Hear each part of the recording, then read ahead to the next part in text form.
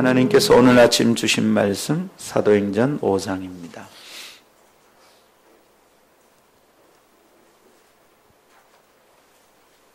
사도행전 5장 40절에서 42절입니다.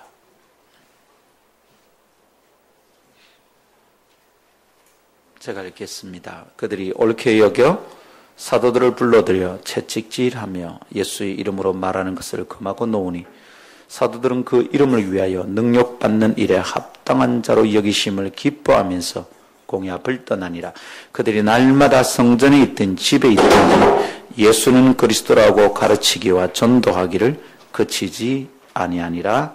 아멘. 이것은 하나님의 말씀입니다. 하나님의 말씀은 능치 못함이 없습니다. 하나님 아버지, 오늘 아침도 주의 말씀 앞에 섭니다. 어리석고 무딘 영혼을 깨워주시고 진리로 충만하여 자유하게 하옵소서. 지쳐있는 자는 말씀 때문에 힘을 얻고 교만한 자는 그 말씀에 깎임을 당하게 하옵소서. 오 하나님, 자신의 의를 자랑하는 자는 그리스도의 보혈 앞에 엎어지고 그리스도를 의지하여 일어나게 하옵소서. 사모합니다. 착하고 좋은 마음 주셔서 말씀 붙들게 하옵소서. 존귀하신 주 예수님 이름으로 기도하옵나이다. 아멘. 할렐루야. 우리 아멘 다시 한번 해봅시다. 할렐루야. 네, 정신 차리고 예배합시다. 살던 습관대로 자꾸 예배하면 안 됩니다. 그러면 구원 못 받습니다. 예배 때는 흐름이 끊어져야 합니다. 예배 때는 하고 있던 습관이 멈춰야 됩니다. 그런데 예배에 와서도 한 주간 동안의 흐름이 그대로 있다면 우리 어떻게 구원받습니까? 예배에 와서도 내 못된 습관이 그대로 살아난다면 우리 어떻게 삽니까? 사람은 다 거기서 거기입니다. 잘난 사람이 아무도 없고요. 자기 스스로 구원받을 사람 아무도 없습니다. 예배에 나오면 우리 다 마찬가지입니다. 오직 예수님 의지함으로 이겨야 되는 겁니다. 아멘. 목사도 연약하고 부족합니다. 속에서 일어나는 온갖 잡다한 생각 때문에 힘이 들 때가 많습니다. 그러나 예배에 딱 서면 그리스도 의지에서 그게 끊겨야 됩니다. 그게 안 끊기면 예배에 실패하고 내 인생은 아주 졸렬해지는 겁니다. 사랑하는 성도 여러분, 정신 차리고 예배하고 주의 말씀에 집중합시다. 아멘. 여러분이 살아온 것이 힘들다는 건 알겠습니다. 너무 편하지 않아도 됩니다. 주님이 다 하십니다. 사람에게 괜히 드러낼 거 뭐 있습니까? 괜히 인상 쓰고 괜히 피곤해할 필요 없습니다. 그것이 끊어질 수 있는 기회가 여기 있는데 왜 그 기회를 놓칩니까? 예수 붙듭시다. 아멘. 믿음으로 나아갑시다. 아멘. 할렐루야. 아멘. 시시하게 예배하면 하나님도 기뻐하지 않고 자기 영혼도 답답합니다. 그리고 누군가가 나 때문에 형제 자매들이 시험 듭니다. 밝고 힘있게 주님을 의지하고 예배합시다. 아멘. 한 주간 동안 있었던 모든 어두운 흐름이 여기서 끊긴다. 아멘. 믿음으로 받고 선포하며 나아갑시다. 아멘. 아멘. 우리는 우리가 믿고 있는 주님을 이렇게 호칭합니다. 간단하게 예수 그리스도. 그렇죠? 한번 따라합시다. 예수 그리스도.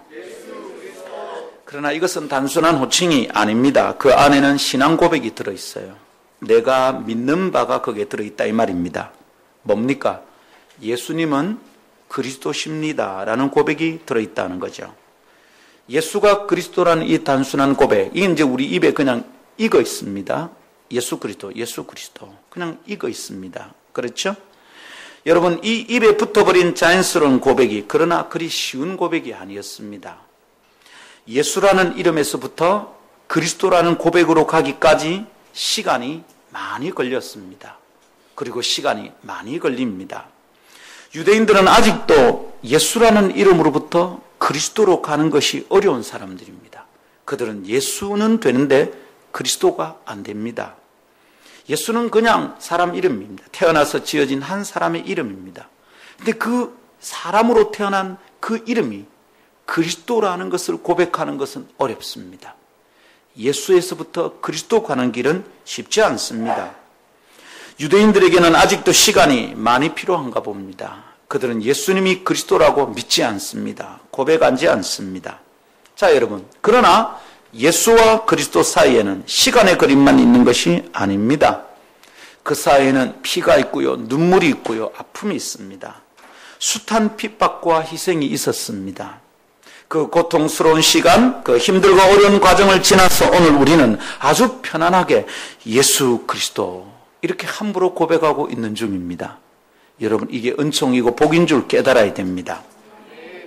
예수로부터 그리스도에 이르는 이 험난한 고단한 시간, 이 어렵고 힘든 시간, 그리고 그 고통스러운 사건들을 지나 우리가 이 고백을 하고 있으면 은총입니다.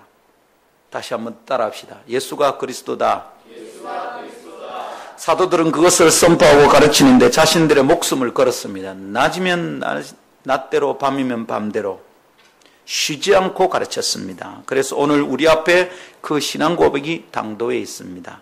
이것 때문에 목숨을 잃고 이것 때문에 강을 건너고 국경을 뛰어넘던 사람들, 그들의 고귀한 희생 때문에 오늘 우리는 이 고백을 편안하게 하고 있습니다. 그래서 이게 은혜라는 것입니다. 은혜인 줄 믿고 깨닫기를 바랍니다. 그러나 안타깝게도 현대의 그리스도인에게 예수와 그리스도의 사이는 여전히 멀어요.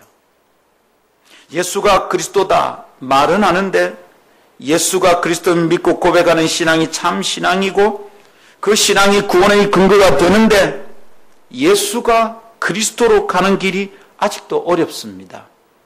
여러분 어떻습니까? 예수님이 여러분에게 그리스도가 됩니까? 입술에 말은 있는데 예수가 그리스도이심이 우리의 삶의 증거로 드러나질 않아요. 예수로부터 그리스도로 가는 길 사이에 끼어있는 잡다한 것들이 너무 많아서 그래요. 예수가 그리스도가 되기 전에 뭐가 되는 게 더 필요해, 우리에게는. 예수가 그리스도면 충분한데 사도들은 그렇게 알고 선포했는데 예수가 그리스도면 충분했는데 그것 때문에 구원받았는데 우리는 예수가 그리스도다 이게 충분하지 않아. 그 사이에 뭐가 좀 더 있어야 되는 것 같아요. 항상 그래요. 예수가 그리스도가 되기 전에 돈도 되어야 되고 예수가 그리스도가 되기 전에 성공의 보장도 되어야 돼. 예수가 그리스도가 되기 전에 우리 대학 어디 가야 되는지 입시 지도 상담 카운셀러도 좀 되어야 돼. 예수가 그리스도가 되기 전에 그분이 좀 웨딩 전문가도 되어야 되고 될 게 너무 많아. 예수가 그리스도가 되기 전에 그분이 내 은행도 되어야 돼.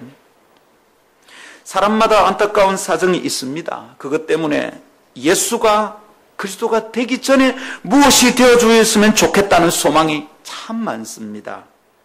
그렇게 믿는 것이 어떨 때는 좋은 신앙 같아 보이기도 합니다. 예수님이 이 문제를 풀어줄 믿습니다. 그러다 그 기도 안 되면 실망합니다. 여러분, 그러나 들으십시오. 예수가 그리스도가 되기 전에 그 사이에 끼어드는 모든 것은 사탄의 장난입니다. 교회는 단호히 그것을 거부해야 됩니다. 예수님은 우리에게 성공을 줄 수 있는 분입니다. 예수님은 우리의 상담자가 되실 수 있습니다. 예수님은 우리가 마음이 고단할 때 우리의 마음을 다독여주는 엄마가 될 수도 있습니다. 그러나 그 무엇보다 예수님은 그리스도십니다. 이것을 붙들지 않으면 복음이 왜곡되고 그래서 세상으로부터 교회는 손가락질을 받는 겁니다. 여러분, 교회는 예수로 충분해야 됩니다.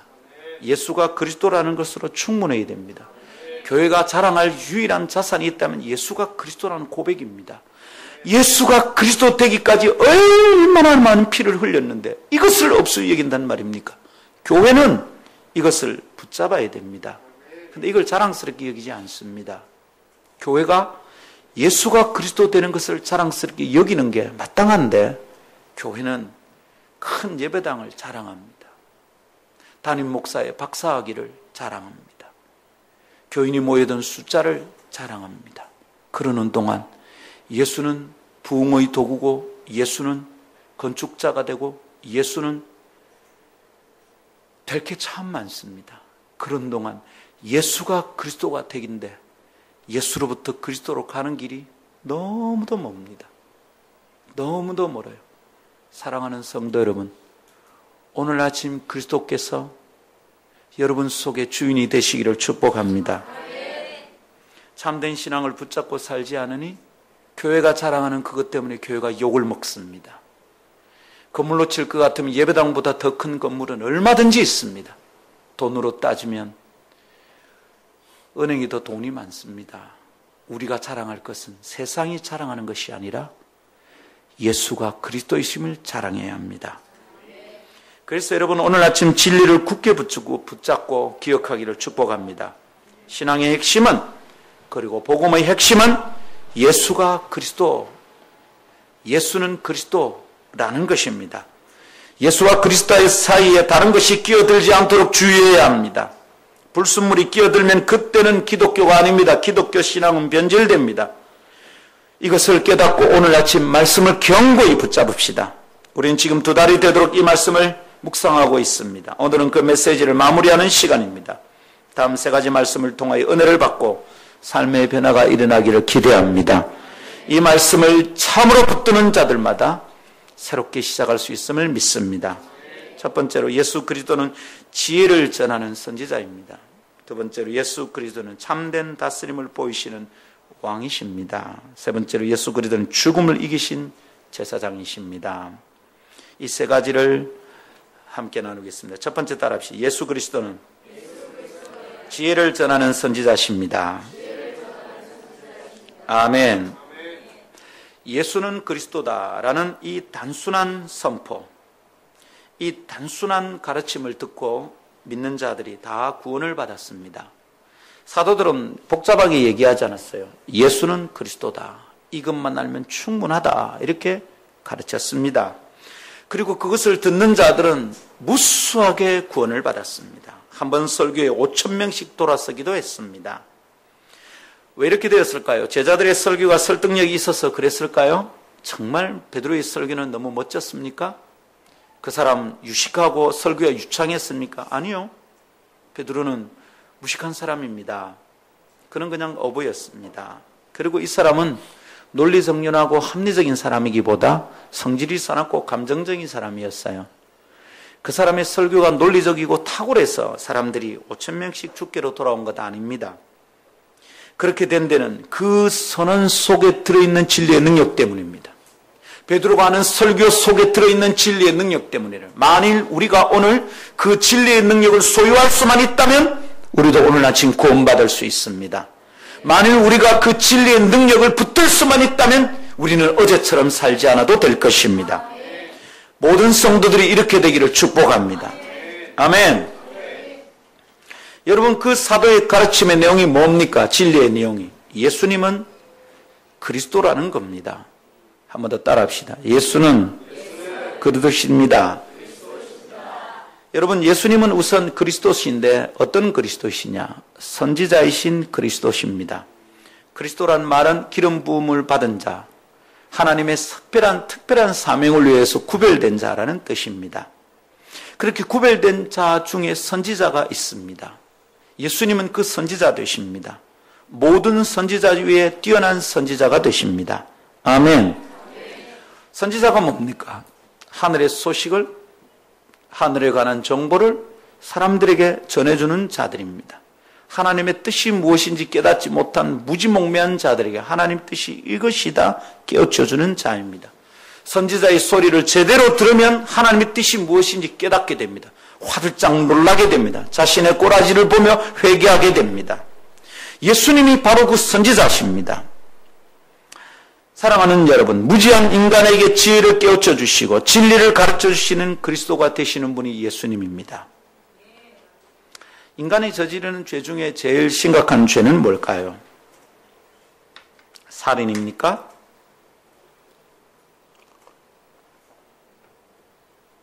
아니면 간음입니까? 도둑질입니까? 사기입니까? 여러분, 사람이 저지르는 가장 큰 죄는 뭡니까? 잘 들으십시오. 사람이 가지고 있는 가장 무서운 죄는, 가장 근원적인 죄는 하나님을 하나님으로 알지 못하는 것. 그게 가장 무서운 죄입니다. 사람들은 이게 죄인 줄 모르고 살아가요. 그래서 구원 못 받습니다. 우리가 전도해야 될 중요한 이유 가운데 하나가 이것입니다. 하나님을 알지 못하는 자는 다 죄 중에 있어 지옥 갑니다. 우리가 그래서 하나님을 전해야 되는 것이죠. 그래서 그리스도를 따르는 하나님의 백성들에게는 선지자적인 사명이 있는 겁니다. 아멘. 하나님을 알지 못하니까 교만합니다. 지가 높은 줄 알고 살아갑니다. 겁도 없이 방자하게 행하게 됩니다. 어느 날 하나님을 만나면 깜짝 놀랍니다. 우와, 이렇게 존재의 위격이 완전히 다른 존재가 계시구나. 그 앞에 풀썩 엎드려집니다. 사울이 바울 될 때 그랬습니다. 지가 잘난 줄 알았거든요. 하나님을 하나님으로, 하나님이신 예수님을 그분으로 잘 모시질 못했어요. 깨닫질 못했어요. 그래서 교만했습니다. 정말 방자해 행했습니다. 그냥 예수를 믿는 자들을 잡아 죽이려고 열심을 내고 쫓아다녔습니다. 그러다가 다마스커스로 가는 길에서 그 하나님을 만납니다. 하나님이신 예수님과 부딪혀 버렸습니다. 얼마나 놀랐을까요? 그의 교만이 산산조각이 났습니다. 그의 지식과 경험이 순식간에 쓰레기가 됩니다. 아무짝에도 쓸모없는 것이 됩니다. 자기는 아니라고 생각했던 예수가 하나님이십니다. 그 예수가 그리스도십니다. 이걸 깨닫는 순간 사울의 사고 체계가 완전히 뒤집힙니다. Paradigm shift.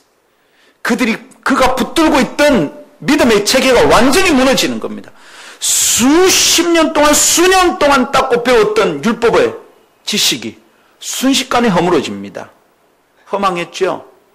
교만이 완전히 깨집니다. 그렇게 하실 수 있는 분이 예수 그리스도십니다. 사랑하는 여러분, 하나님을 알지 못하는 이 교만한 죄로부터 벗어나려면 하나님이 누구신지 보여주고 가르쳐주는 지혜의 선지자가 필요합니다. 진리의 선포를 그 선지자로부터 들어야 됩니다. 여러분, 감사하게도 우리에겐 그 완전한 한 선지자가 계십니다. 그분이 누굽니까? 예수 그리스도십니다. 우리가 예수 그리스도 이렇게 붙여서 막 부를 때는 그 가운데 이 고귀한 진리가 들어있다는 말입니다. 예수님이 하늘의 소식을 전하고 하나님이 누구신지 보여주시는 완전한 선지자시다. 그것을 듣는 자들마다, 그의 음성을 듣는 자들마다 구원을 얻는다. 이걸 믿는 게 우리의 믿음입니다. 그분은 하나님과 하나 되신 분입니다. 그래서 하나님을 가장 잘 알고 분명하게 보여줄 수 있는 분입니다. 하늘에 대한 이야기는 하늘에서 오신 분이 가장 잘 이야기할 수 있는 법입니다. 그런데 어떤 사람들은 서울에 안 가보고도 서울 갔다 온 사람보다 더 서울을 잘 설명하고 싶어 합니다. 하나님을 만나지 않고도 하나님을 잘 알고 있는 척 얘기합니다. 미안합니다, 여러분. 하나님을 잘 아는 사람은 신학교에 가서 배운 사람이 아닙니다. 하나님을 잘 아는 사람은 하나님을 만난 사람입니다. 하나님을 본 사람입니다. 하나님과 함께 있었던 사람입니다. 예수님은 하나님이시고 하나님을 본 자이고 하나님과 함께 있었던 자입니다. 여러분, 그러하게 그 예수님께 들으면 하나님을 알게 됩니다. 예수님을 보면 하나님을 보는 것이라고 말했습니다. 선생님, 우리에게 하나님을 보여주십시오. 묻는 제자에게 예수님 말씀하셨습니다. 너는 나를 보고서도 하나님을 보여달라고 말하느냐? 나를 본 자는 곧 아버지를 보았느니라. 여러분, 하나님을 가장 잘 보여줄 수 있는 분이 예수님이십니다. 아멘. 예수님을 만나면 하나님에 대한 모든 질문이 끝이 납니다. 예수님을 만나면 하나님에 대한 잡다한 지식들이, 세상에 있는 모든 지식들이 부끄러움을 당하고 완전한 지식에 이르게 됩니다. 교육학에서는 통찰이라는 말을 씁니다.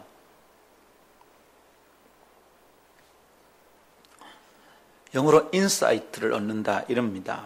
이게 무슨 얘기냐면 이렇습니다. 학습을 하는 가운데 사람을 가르쳐 보니까 1단계 배우고 2단계 배우고 3단계 배우고 이렇게 차근차근 단계적으로 합리적이고 논리적인 순서를 따라 사람이 자라는 것만은 아니라는 것을 교육학자들이 알게 되었어요. 학습의 과정에서 보면 논리적 단층이 툭툭 일어난다는 겁니다. 이렇게 스무스하게 올라가는 게 아니라 어느 순간에 툭툭 되는 게 있대요. 이거 왜 이런가? 어느 순간에 이 아이의 학습량이 갑자기 늘어나고 지식이 갑자기 툭 뛰어오르는 순간이 있답니다. 그렇게 못 알아듣다가 어느 순간 갑자기 되는 게 있대요. 이것을 교육학적으로는 통찰이라고 그래요. 그동안 잡다하게 알고 있던 지식들이 갑자기 그냥 쫙쫙쫙 연결이 되는 거예요. 그래서 이 사람에게 통찰이 일어나는 거예요. 어느 순간 그것이었구나 깨닫게 되는 순간이 온다는 겁니다. 합성량이 많이 쌓이면 어느 날 그게 온대요. 예. 영어가 트이는 것도 그렇다더라고요. 영어책을 몇 권쯤 읽으면 틀린댔습니까? 꽉 읽으면 200권. 200권을 막 그게 쌓이면 어느 날 툭 트인대요. 근데 거기까지 갈 때는 답답한 거야. 뭐가 안 돼. 그렇게 팍 트이는 순간을 교육학적으로는 통찰이라 그럽니다. 사랑하는 여러분, 우리 예수님을 만나면 그런 통찰이 일어납니다. 내가 알고 있던 수많은 잡다한 지식, 사실은 구원에 이르지 못합니다. 구슬이 서말이라도 꿰어야 보배죠. 내가 알고 있던 수많은 지식과 정보들이 한 줄로 꿰이는 통찰이 일어나는 순간이 예수를 만나는 순간입니다. 바울이 그걸 경험한 거예요. 얼마나 율법에 대해서 많이 알았는데 율법을 통달했습니다. 이스라엘 최고의 율법사인 가말리엘의 수제자였습니다. 그가 가만히 있으면 이스라엘 최고의 랍비가 될 수 있는 사람이었습니다. 그런데 그 수많은 지식이 그 사람을 구원할 수 없었어요. 그런데 예수를 만나는 순간 그의 지식이 한 줄로 그냥 꿰이는 거예요. 그냥 자석이 가면 물체의 N과 S극이 순식간에 구분이 되듯이 그가 가지고 있는 것이 무엇이 거짓이고 무엇이 참인지 순식간에 정돈되었던 것입니다. 사랑하는 성도 여러분, 예수님께 들으십시오. 예수님께 배우십시오. 그 순간 예수님을 그리스도로 만나고 믿으면 어두운 날의 어리석음을 벗고 구원받게 되는 줄 믿습니다. 아멘. 그러나 지식만 쌓아놓고 있는 자들에게는 자유가 없어요. 수많은 랍비들이 제사장들이 그랬던 것입니다. 그 지식으로 인해 더욱 눌리기만 합니다. 더욱 교만하기만 합니다. 더욱 하나님을 바라보는 눈이 어둡기만 합니다. 그러나 진리의 선지자이신 예수 그리스도를 만나면 자유가 있습니다. 예수님께서 지식을 쌓아놓고 있는 교만한 자들을 향하여 말씀하셨지 않습니까? 진리를 알지니 진리가 너희를 자유케 하리라. 할렐루야. 지식은 어떨 땐 무겁습니다. 알고 있기 때문에 더 무겁습니다. 랍비들은 그래서 또 탈무드를 또 만들고 또 탈무드를 또 만들었습니다. 알고 나니 그것을 또 해결할 방안이 또 필요했거든. 또 지침만 하고 그 수많은 지식이 자기의 목에도 매달린 연자맷돌이 되고 자기가 가르치는 자들에게도 연자맷돌을 매다는 꼴이 됐던 것입니다. 여러분, 알고 있으니까 무거운 겁니다. 알고 있으니까 무거워요. 율법의 조항을 알고 있으니까 자기가 짓는 죄가 뭔지 알게 됩니다. 점점 무겁습니다. 더 열심히 살아야 되는데 자유가 없습니다. 알고 있기 때문에 그렇습니다. 사랑하는 여러분, 해결하는 방법은 한 가지입니다. 진리이신 그분, 진리의 선지자 되신 예수님의 말씀을 듣는 겁니다. 할렐루야. 사랑하는 성도 여러분, 우리는 어디로 가야 될지 늘 혼돈스러워합니다. 그래서 내 앞날이 어떻게 될 것인지 항상 궁금합니다. 그래서 이 말도 듣고 저 말도 듣습니다. 그래서 마음이 흔들립니다.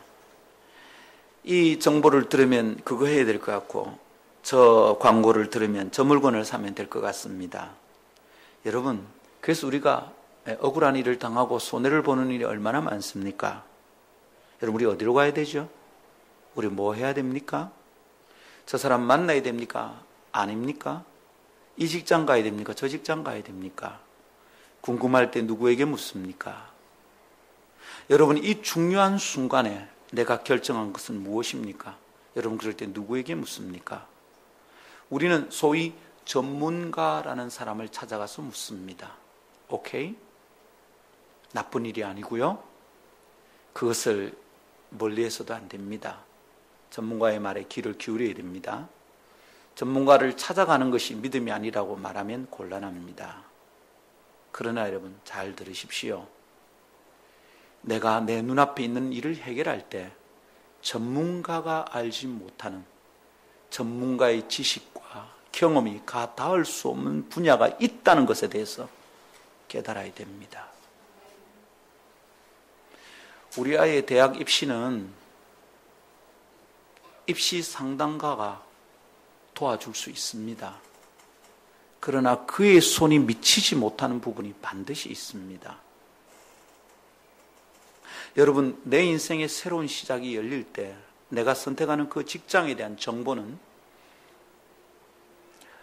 잡코리아에 들어가면 잘 얻을 수 있습니다. 잡코리아에 5만 가지 직업 정보가 들어 있습니다. 거기서 얻을 수 있어요.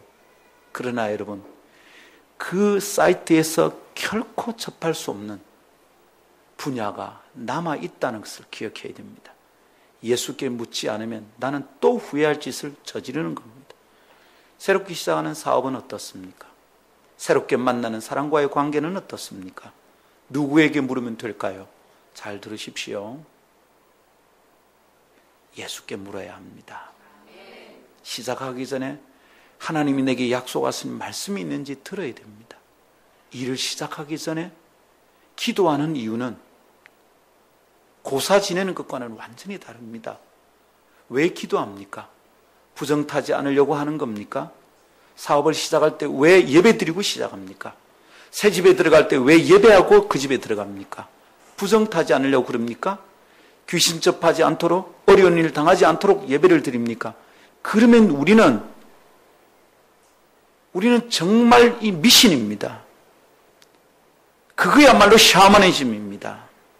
우리가 예배하는 까닭은, 일을 시작할 때 기도하는 까닭은 하나님께서 이 일의 주권자이시고 이 일에 대한 지혜를 주시는 분임을 믿기 때문입니다. 하나님, 저 어떻게 할까요? 이걸 묻는 겁니다. 하루를 시작하기 전에 말씀을 묵상하게 된 이유가 거기 있습니다. 오늘 주님이 내게 무슨 말씀을 가르쳐 주시는지 들어야 합니다. 그렇기 전에는 시작하면 안 됩니다. 그렇기 전에는 전문가한테 찾아가면 안 됩니다. 그렇기 전에는 자기 경험만을 의지해서 시작하면 큰일 납니다. 시작한 만큼 손해입니다. 사랑하는 여러분, 뭘 선택해야 될지 흔들리고 어려울 때는 예수 그리스도의 말씀은 빛이 됩니다. 갈 길을 정확하게 보여주는 인도 지침이 됩니다.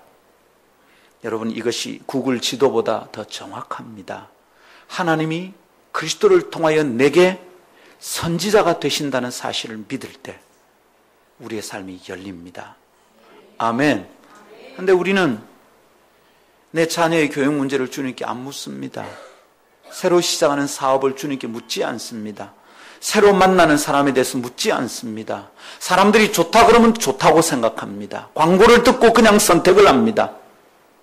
과외 선생님이 그렇다 그러면 우리 애가 그런 줄 압니다. 여러분, 그러니까 우리가 망하는 겁니다. 아무 문제가 없었는데도 왜 망합니까?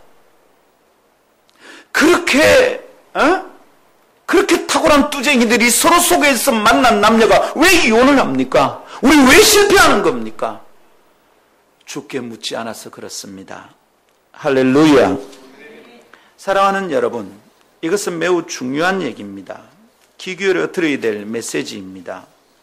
여러분, 사단의 전략은 우리를 잘못된 정보로 흔들어 놓는 데 있지 않습니까? 우리 하와 할매 때부터 그랬습니다. 주님의 정확한 정보는 뭡니까? 그 열매를 따먹으면 너희들은 정령 죽는다. 반드시 죽는 겁니다. 마스터입니다. 선택이 없습니다. 딱 먹는 순간 죽는 겁니다. 근데 사탄은 어떻게 합니까? 잘못된 정보를 주는 거예요. 뭐라고요? 네가 그것을 먹으면 안 죽는다 했어요. 그걸 먹으면 죽는 게 아니라 네가 하나님처럼 된대. 거짓말이죠. 여러분, 이 거짓된 정보를 인간에게 흘립니다. 그래서 어떻게 합니까? 유혹합니다. 흔들리게 만듭니다. 여러분, 굳게 서고 싶으면 진리의 선지자 대신 예수의 말씀을 들어야 합니다. 여러분, 오르내리고 업다운하고 잠수 타고 힘든 성도들은 반드시 특징이 있어요. 그 사람 말씀 안 읽습니다. 그 사람 성경 묵상 안 하고 있어요. 그 사람 하나님께 안 묻습니다. 하나님께 물었냐고 제가 묻고 싶어요. 너무도 뻔하게 보여요. 하나님께 물었으면 그런 결정을 할 리가 없어요. 하나님의 말씀을 읽고 깨달았다면 그렇게 헤맬 리가 없어요. 사랑하는 여러분, 우리를 견고히 세우는 것은 건강도 아니고요, 행복한 삶도 아닙니다. 진리의 선지자이신 예수의 말씀입니다. 아멘. 여러분, 사단의 거짓으로부터 우리가 자유할 수 있는 방법은 진리의 말씀을 붙드는 것입니다. 그렇지 않으면 우리는 늘 흔들립니다. 항상 잠수 타게 될 겁니다. 늘 뒤로 물러나게 됩니다. 여러분, 사탄의 거짓말에 속지 마십시오. 요한복음 8장 44절 이 말씀을 단단히 붙들고 지켜보십시오.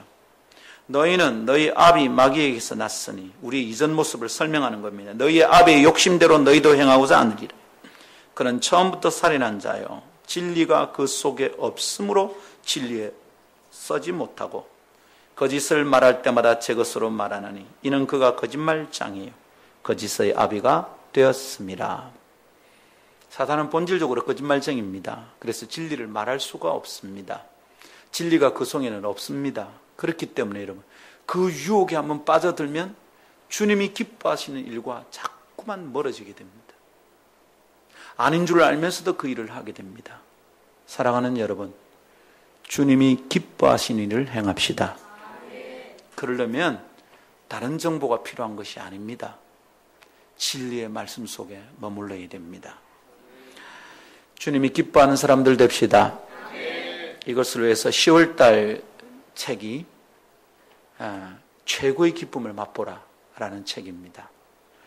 여러분, 당대의 복음주의 진영에서 탁월한 선생인 존 파이퍼의 책입니다. 그래 두껍지 않고 얇습니다. 쉽게 읽을 수 있을지는 모르겠지만 우선 얇습니다.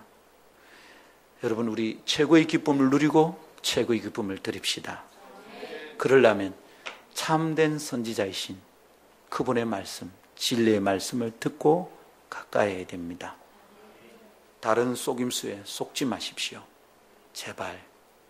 다른 이야기에 귀를 기울이지 마십시오. 제발.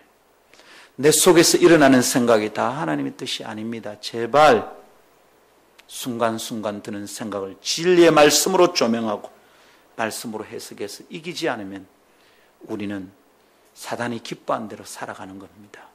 그 거짓말에 매일 속는 겁니다. 조심하십시오.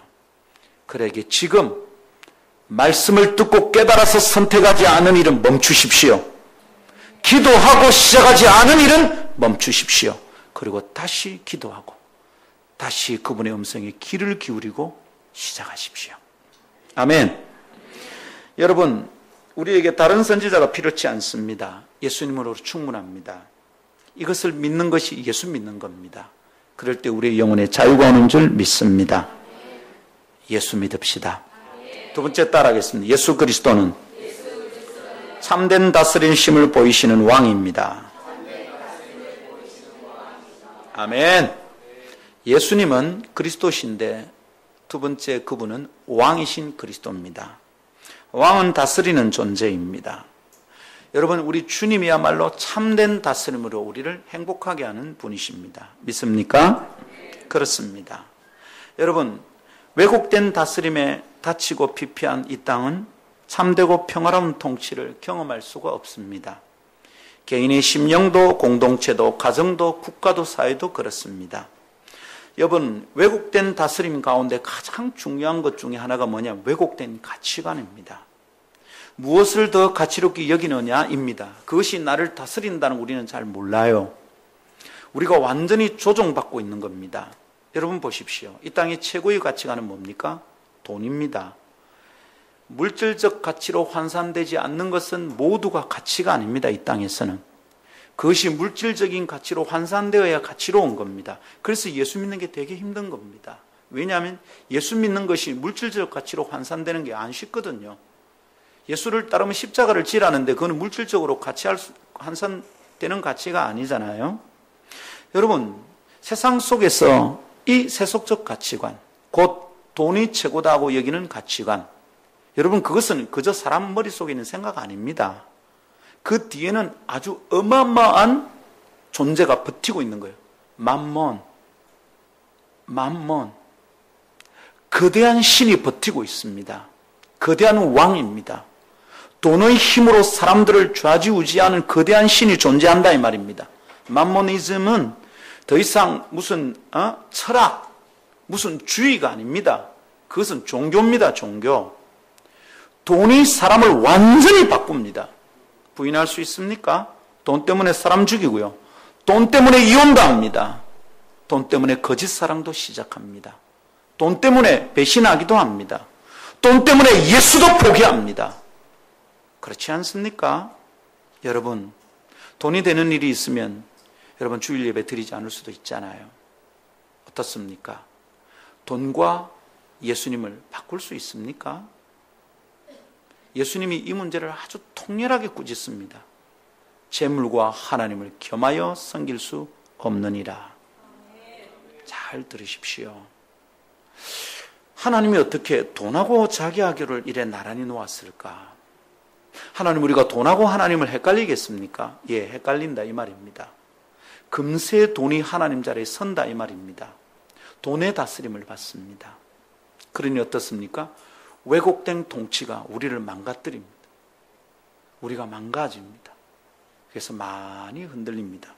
자유가 없습니다. 그러니 여러분, 그 온전하지 않는 통치를 우리가 경험하고 살고 있으니까 참된 순종을 모릅니다. 무릎 꿇어 경배할 왕을 만난 적이 없습니다. 그래서 불행한 거예요. 정말로 내가 무릎을 꿇고 온 생애를 들여서 내 온 인격으로 굴복하여 순종할 대상을 만나지를 못했어요. 아직도 내가 경배할 대상을 찾지를 못했어. 내 온 인격이 무릎 꿇을 수 있을 만한 사람을 만나지를 못했어요. 그런 존재가 없어. 아십니까, 여러분?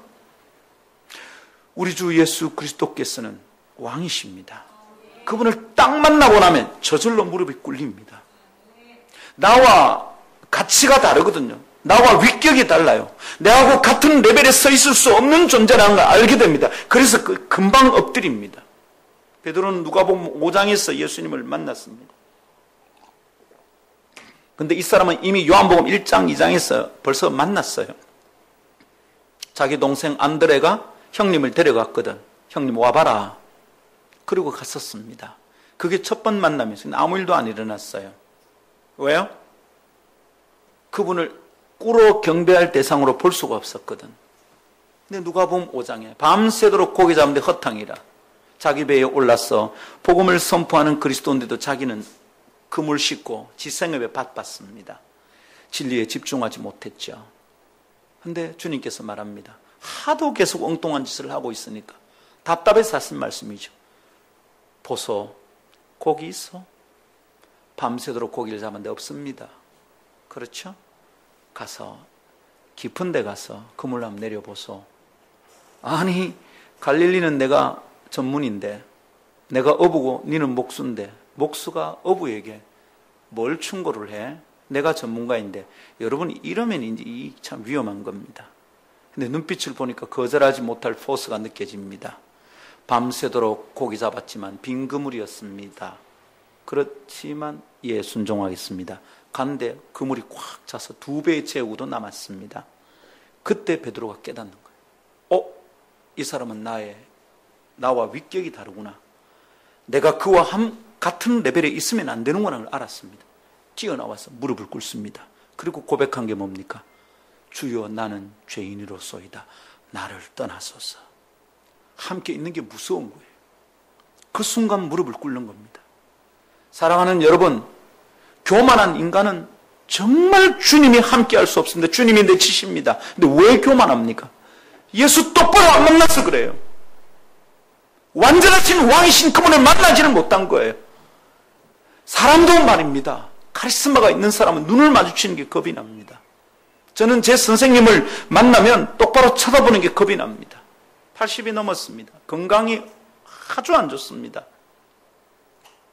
그런데도 아직도 앉으면 허리가 꼿꼿합니다. 누워있다가도 사람을 만날 때는 꼿꼿하십니다. 진짜 눈에서 빛이 나옵니다. 안광이 종이를 뚫는다는 말이 무슨 말인지 그분을 만나면 느껴집니다. 그 앞에서는 거짓말을 못 하겠어요. 사람도 카리스마가 있는 사람을 만나면 떨립니다.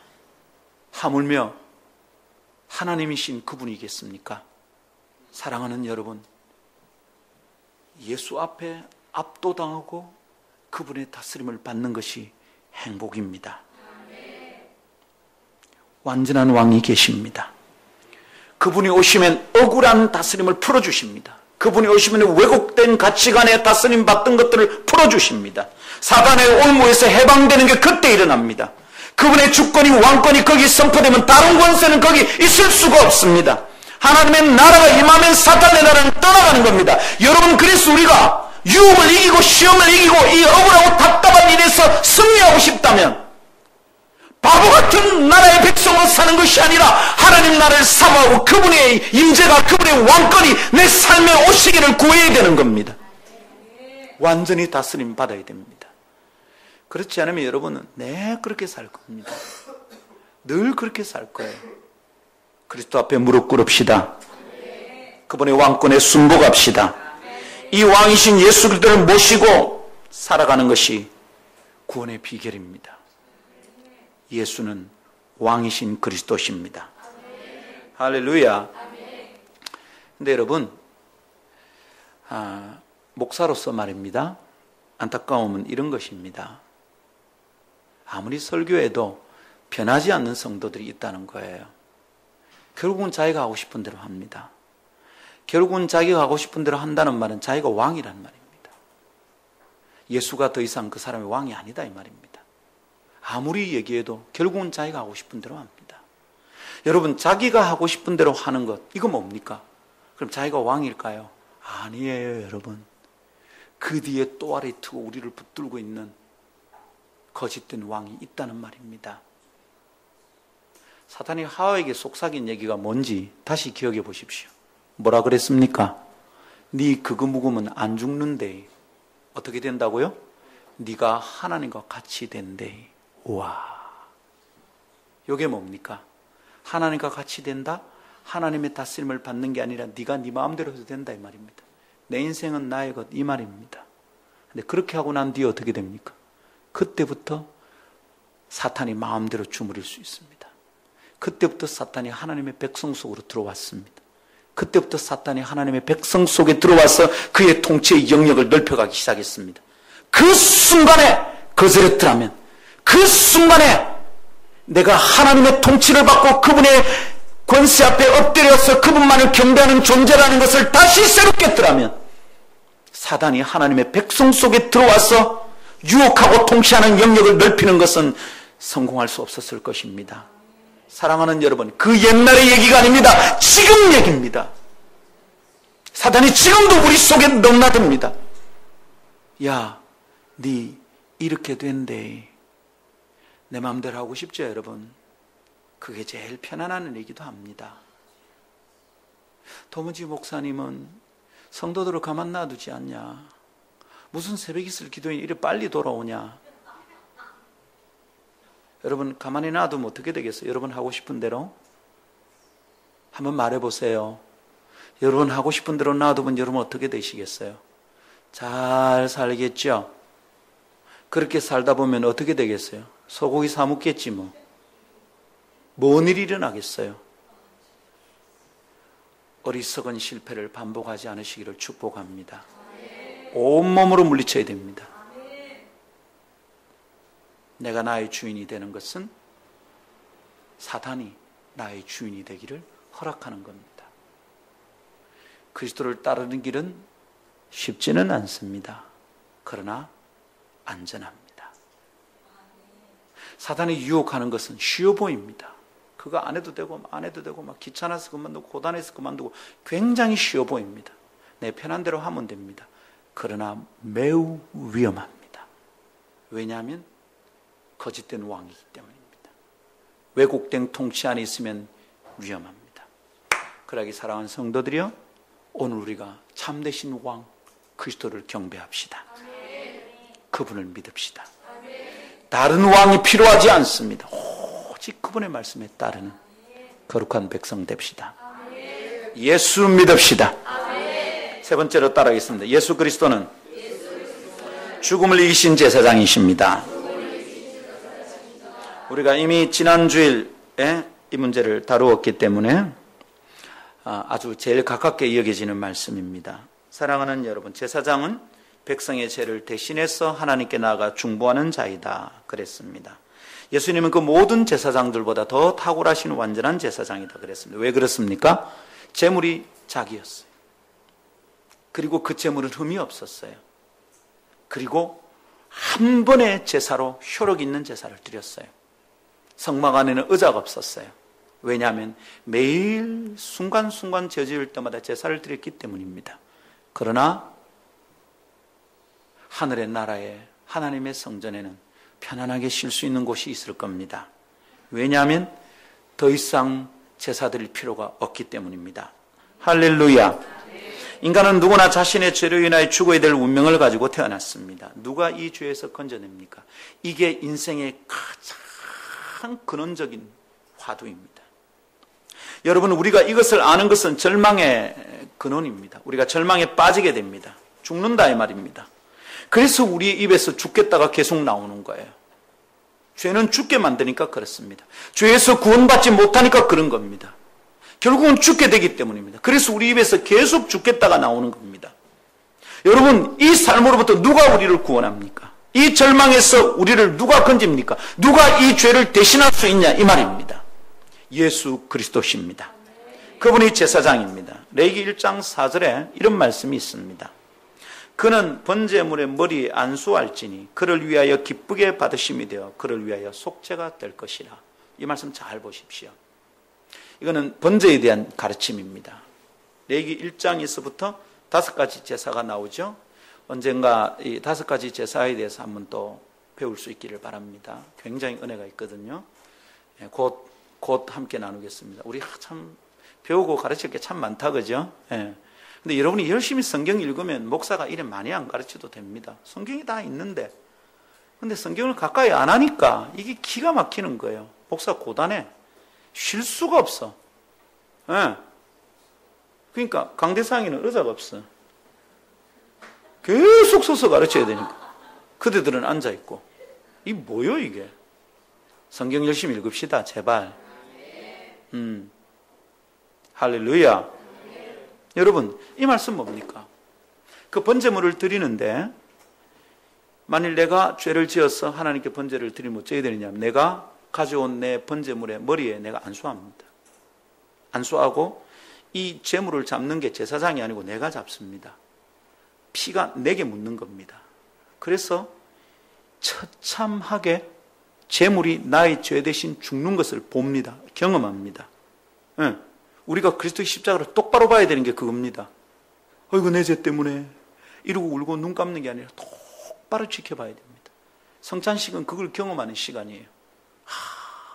내 죄가 이렇게 사악하고 이게 이렇게 용서되는구나 보는 거예요. 자, 그런데 여러분, 이렇게 안수하는 순간에 어떻게 됩니까? 나의 죄가 여기에 전가되는 거예요. 그리고 이 짐승이 죽을 때 내 죄가 죽는 겁니다. 내가 죄 때문에 죽어야 될 것을 이 짐승이 대신해서 죽는다 이 말입니다. 아멘. 여러분, 이게 제사의 법도입니다. 예수님이 제사장이라는 것은 우리가 이것을 깨닫고 믿는 겁니다. 내가 예수를 믿는 순간 어떻게 됩니까? 나의 죄가 양에게 안수하기 때 그 양에게 전가되듯이 내가 예수를 믿는 순간 그분이 나의 그리스도, 그분이 나의 제사장인을 믿는 순간 나의 죄가 그분에게 전가되는 것입니다. 할렐루야. 그래서 이사야 53장 6절 우리는 다 양 같아서 그릇 행하여 각기 제 길로 갔거늘 여호와께서는 우리 모두의 죄악을 누구에게? 그에게 담당시키셨도다. 그가 누굽니까? 예수 그리스도. 할렐루야. 예수 믿는 것은 이것을 믿는 거예요. 내가 예수를 믿는 순간 내 혼자 몸부림치던 죄가 그에게 전가된다는 겁니다. 매일 내가 죽겠다 하던 그 문제가 예수의 십자가에 못 박히는 겁니다. 내가 죽겠다는 그 상황이 그리스도의 어깨에 올라가는 겁니다. 그리고 그분이 죽으신 겁니다. 그리고 내가 죽을 죽음을 그분이 이기셔버린 겁니다. 할렐루야. 여러분, 예수 믿는 것은 이걸 믿는 겁니다. 그렇게 그분이 십자가를 치시면 우리에게는 어떤 일이 일어납니까? 히브리 10장 20절 길이 열립니다. 그 길은 우리를 위하여 휘장 가운데 열어놓으신 새로운 산 길이요 휘장은 곧 그의 육체니라. 여러분, 이 말씀 절대 잊어버리지 마십시오. 시험에 들 때마다 힘들 때마다 이 말씀을 외우고 반복하십시오. 내 앞에 길이 열렸다. 여러분, 바울이 로마서 3장 23절에서 뭐라 했습니까? 모든 인간은 죄를 범하였으며 하나님의 영광이 이르지 못하더니 죄 때문에 길이 막혔다 이 말입니다. 그런데 길이 열렸답니다. 길이 열렸는데 그 길은 우리를 위하여 휘장 가운데를 열어놓으신 새로운, 휘장은 죄인은 접근하지 말라는 차단입니다. 접근하지 마. 죄인은 들어오면 죽어. 그게 휘장입니다. 근데 그 휘장으로 갈라지고 휘장이 갈라지고 그 휘장 가운데로 새 길이 열렸습니다. 이 길이 뭡니까?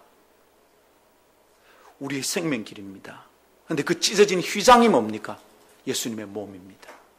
그분이 십자가에 죽으실 때 그 몸이 찢길 때 휘장이 갈라진 겁니다. 여러분, 이것은 언약법을 이해하면 정말로 깊은 은혜가 있습니다. 구약의 언약법은 어떻습니까? 짐승을 잡아놓고 짐승을 쪼갭니다. 네하고 내 사이에 약속을 맺자. 짐승을 쪼개고 그 사이로 두 사람이 지나갑니다. 약속을 합니다. 이 말은 뭐냐면 약속을 어기는 자는 이 짐승처럼 쪼개버린다 이 말입니다. 그래서 짐승을 쪼갠 사이로 약속의 길이 열리는 거죠. 휘장이, 예수님이 죽으실 때 성소의 휘장이 쪼개진 것은 바로 그것입니다. 예수님이 당신의 몸을 갈라놓으신 거죠. 그리고 그 사이로 그분이 먼저 지나가시는 겁니다. 얘들아, 내가 너희를 구원한다.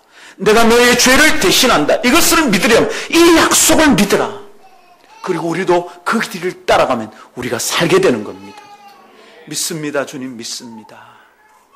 당신의 몸을 찢어서 썰어놓은 새롭고 산 길이 거기에 있는 겁니다. 예수 믿읍시다.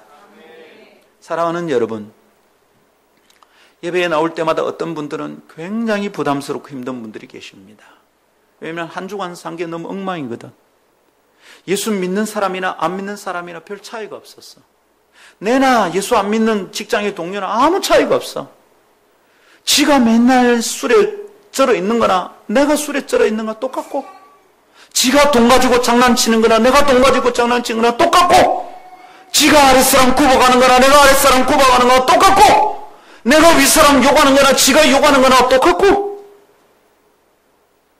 이게 여러분 예수 안 믿는 지나 내나 아무 차이가 없어서 예배하러 나올 때마다 눌립니다. 죄책감이 있습니다. 여러분, 그럴 때 우리 어떻게 합니까? 휘장 가운데 열어놓으신 새롭고 산 길은 한 가지뿐입니다. 예수 의지하는 겁니다.